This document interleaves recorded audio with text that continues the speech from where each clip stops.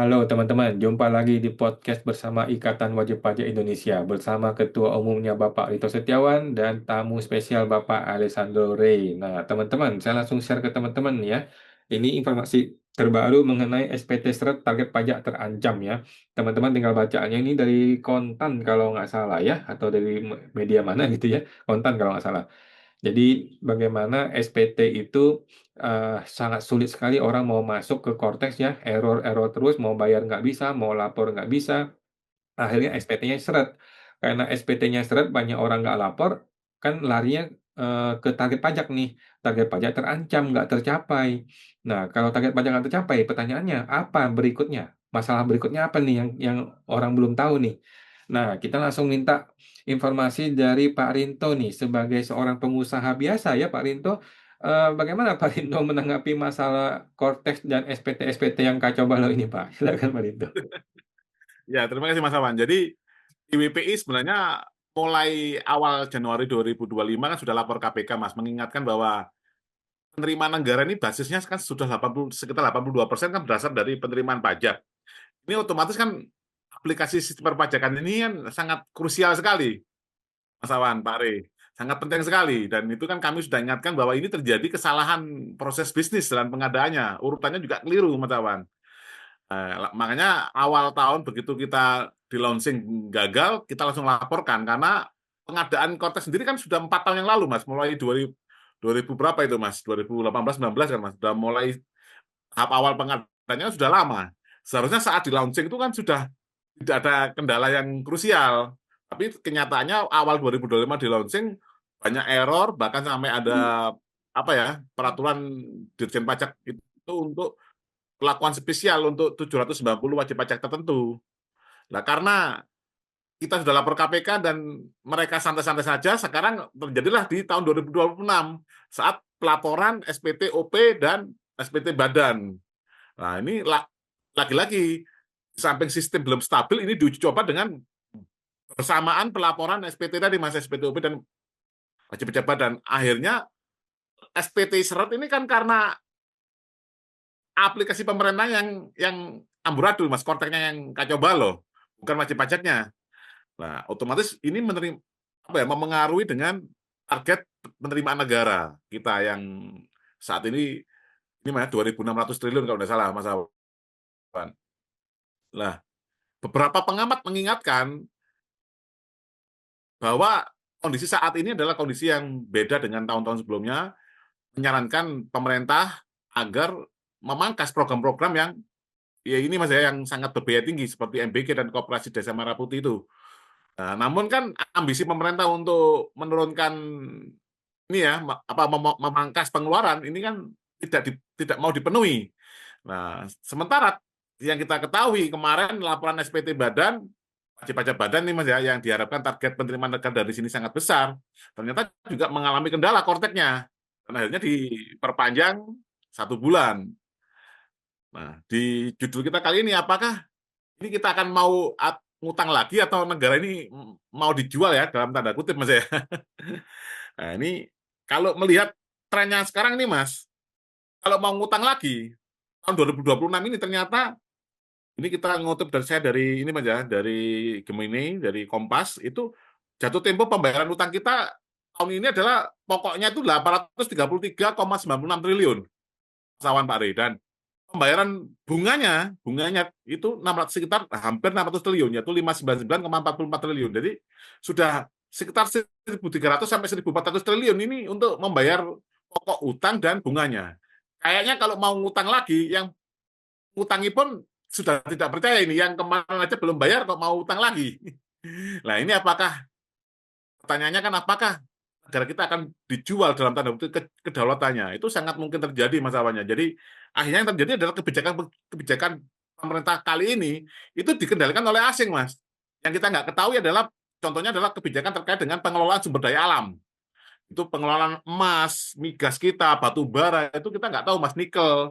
Dengan banyaknya, saya kemarin, ini beberapa bulan yang lalu saya ke wilayah Indonesia Timur, yaitu di Ternate, saya menemukan banyak tenaga kerja asing, Mas. Itu berseliweran, Mas. Entah itu masuknya gimana, kayaknya sangat ini Mas ya, sangat bebas sekali seperti itu Mas Awan. Are. Jadi kedaulatan yang dijual ini adalah melalui ini pengambilan kebijakan melalui pembuatan peraturan perundang-undangan yang berdasarkan kepentingan asing. Nah, nanti uangnya nggak tahu nanti dari mana itu masuknya ke negara kita seperti apa. Yang jelas negara kita ini sangat tersandra dengan kondisi fiskal kita yang sangat amburadul sekarang ini. Seperti itu Mas Awan. Mungkin dari Pak Arif.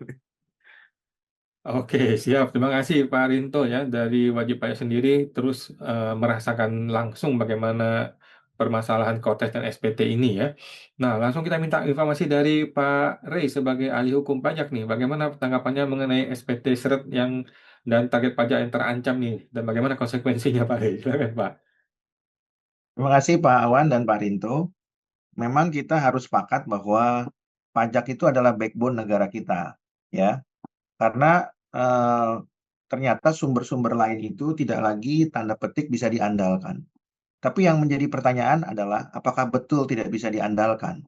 Itu kan pertanyaan mendasar yang harus dijawab oleh pemerintah, ya. Apakah betul sumber alam kita tidak cukup? Apakah betul sumber daya eh, alam yang kita miliki itu memang tidak tersedia, atau sebaliknya memang tersedia tapi tidak bisa dikelola, atau memang eh, pemerintah itu sudah dalam tanda petik terjajah dalam pengelolaan sumber daya alam, ya. Nah, kalau memang betul pertanyaannya, kalau memang betul jawaban dari pertanyaan itu adalah iya, sudah tidak ada lagi sumber alam yang tersedia, dan kalau memang betul bahwa pemerintah itu sudah tanda petik terjajah dalam mengelola sumber daya alam, maka eh, kondisi kita bukan lagi dalam rencana untuk menjual negara kalau tidak punya penerimaan atau pendapatan dari pajak. Tapi faktanya memang kita sudah terjual kalau memang itu jawabannya betul, ya. Ya, jadi kalau itu sudah terjadi, maka secara tidak langsung kita ini sudah terjual ya atau terjajah begitu ya. Dan oleh karena itu pasal 33 konstitusi kita itu tidaklah nyata bisa dinikmati oleh seluruh rakyat kita ya. Bumi dan segala isinya itu adalah milik negara digunakan untuk kesejahteraan rakyat begitu ya. Kenyataannya ternyata rakyatnya nggak sejahtera. Berarti hasil buminya itu kan kalaupun tadi ada, tapi tidak bisa dinikmati. Berarti secara tidak langsung sebenarnya kita sudah terjual ya atau terjajah ya, karena tidak mampu mengelola dan tidak mampu menggunakannya untuk kesejahteraan rakyat ya. Apapun alasan pemerintah, faktanya rakyat tidak makmur ya. Jadi kalau kita mau menilai itu kan kita bisa lihat dari hasil akhirnya. Secara tidak langsung kita bisa mengatakan bahwa negara kita terjual ya dalam konteks tadi ya, dalam konteks kemakmuran ya, dalam konteks kesejahteraan ya. Sebenarnya kita sudah terjual tanda petik ya. Nah, oleh karena itu maka pajak dijadikan alternatif ya. Jadi kalau misalnya itu terjadi, saya bisa simpulkan bahwa sebenarnya kan pajak ini adalah apa namanya scapegoat ya, atau artinya adalah ini kambing hitam ya. Jadi kenapa pajak dijadikan backbone? Karena memang pemerintah dalam tanda petik ini gagal untuk mengelola hasil bumi kita. Makanya pajak dikorbankan. Maksudnya dikorbankan dijadikan alternatif paksa kan begitu ya. Andai kata misalnya negara kita punya hasil alam yang mencukupi, maka pajak tidak akan menjadi backbone ya. Nah, saya berikan contoh misalnya di negara Timur Tengah, contohnya Dubai. Pajak bukan backbone, karena negara itu nggak butuh pajak. Kenapa? Ya karena memang sumber daya alamnya dari minyak itu sudah lebih dari cukup mensejahterakan rakyatnya. Ya, sudah sangat makmur rakyatnya diberikan kesejahteraan gitu ya. Sehingga mereka nggak butuh lagi pajak ya. Dan justru mereka harus mensejahterakan rakyatnya karena apa? Karena kekayaan alamnya melebihi potensi pajak yang mereka bisa pungut dari rakyatnya. Nah, jadi kembali lagi, kalau memang hasil alam kita memang tidak bisa dikelola dengan baik, maka ada kegagalan sistem ya atau pemerintahan. Oleh karena itu, pajak menjadi backbone. Nah, sekarang pertanyaannya, bagaimana dong memaksakan pajak ini menjadi backbone ya? Kalau kemudian pada akhirnya pelaksanaan penagihan atau pengenaan pajak itu tidak berkeadilan. Nah, ini lagi yang menjadi persoalan. Karena kalau kita bicara pajak, kita berhubungan dengan manusia. Kalau tadinya alam yang pertama, ya sumber daya alam, sekarang dipindahkan ke sumber daya manusia. Kalau kita bicara pajak itu kita bicara manusia. Kenapa bicara manusia atau bicara SDM? Karena pengenaan pajak itu sepenuhnya tergantung dari SDM-nya. Contoh misalnya, wajib pajak dikenakan pajak 1 miliar. Menurut wajib pajak, pajak yang wajar dibayar adalah 1 miliar. Tapi menurut Fiskus, pajak yang wajar dibayar adalah 10 miliar. Maka ini adalah masalah pertentangan mengenai SDM dengan SDM. Bagaimana SDM dari wajib pajak menafsirkan peraturan, bagaimana SDM dari Fiskus menghitung pajak terutang, itu hanya persoalan masalah pertentangan SDM dengan SDM, ya. Masalah pertentangan kompetensi, ya, masalah pertentangan tafsir hukum, ya, budaya, dan seterusnya dan seterusnya. Jadi yang kita persoalkan sekarang ini persoalan SDM, ya. Kenapa 1 miliar jadi 10 miliar? Itu kan tergantung SDM-nya, Pak Rinto dan Pak Awan, ya. Nah, jadi mungkin Pak Rinto sudah punya pengalaman juga, ya. Menurut wajib pajak Rp1, tapi menurut Fiskus Rp5, bagaimana? Ya, Ya, itu masalah SDM saja begitu ya. Jadi persoalannya dengan menjadikan pajak itu sebagai backbone itu lebih kompleks daripada sebenarnya mengelola hasil alam yang seharusnya itu bisa digunakan untuk kesejahteraan rakyat. Jadi menjadikan pajak backbone itu adalah persoalan baru yang lebih kompleks, ya. Nah, namun mungkin pemerintah tidak menyadarinya, mungkin juga sadar tapi tidak punya pilihan, ya. Justru menjadikan pajak backbone itu menimbulkan potensi konflik di kemudian hari semakin besar antar warga negara, antar SDM, ya, antar penguasa dengan warga negaranya, ya. Sehingga dengan demikian menurut saya kemakmuran itu juga semakin jauh, ya, semakin jauh untuk bisa dirasakan. Ya, kalau di negara Timur Tengah seperti Dubai itu kemakmuran bisa langsung dirasakan itu karena tidak sempat terjadi konflik antara SDM dengan SDM, antara penguasa dengan warga negara. Langsung dinikmati warga negara diberikan oleh pemerintah karena hasil alamnya mencukupi dan pengelolaannya itu baik dan sempurna sehingga rakyat bisa menikmatinya. Tapi kalau di negara kita itu tidak bisa dinikmati, dialihkan ke pajak, pajaknya ternyata berseteru, ya, antara penguasa dengan warga negara, maka kemakmuran itu akan semakin jauh. Pertanyaannya Pak Awan dan Pak Rinto, kira-kira prediksi negara kita akan seperti apa kalau pajak terus menjadi backbone, ya? Maka yang perlu dipikirkan oleh pemerintah adalah apakah ada alternatif lain selain pajak? Kalau pajak tetap menjadi backbone, maka konflik itu tidak akan berkesudahan dan kesejahteraan akan semakin jauh.